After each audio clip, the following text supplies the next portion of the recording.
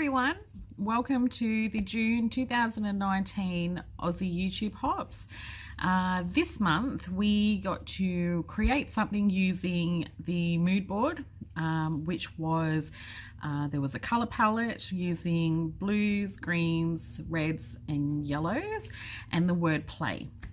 So this month what I did was I created a mixed media layout using the word play as my inspiration. I have also used the colours. The yellow is in the photo and the blues and the greens are in the background, as well as stamping with red.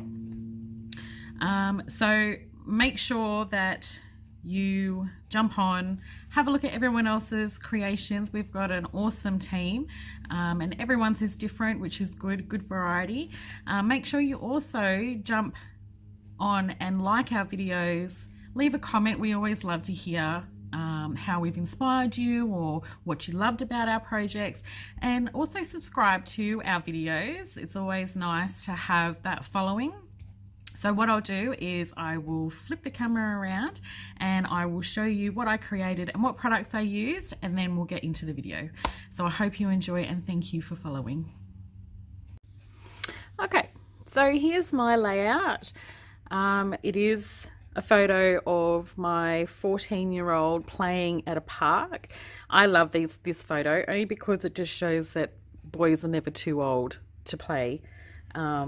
And that's where I got my inspiration from. So I used the background cardstock is from Penelope D, but the red I've also used Chipboard from Dusty Attic. The stamps, so I've used Darkroom Doors number border stamp. This is my favorite stamp. I've also used Darkroom Doors numbers stamp, and they're bold arrows. I think these are perfect. This combo is perfect for any boy layout.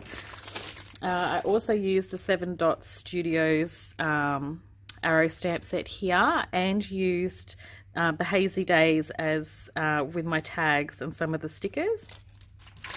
The background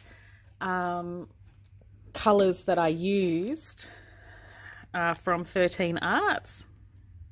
And they're these 3 space here. So we've got, they're the chalk colours. I don't know if you can actually see that, but they are gorgeous together. So with that said, I hope you enjoy my video, and remember to subscribe to the video, leave a comment, give me a thumbs up, and I'll see you soon with another project.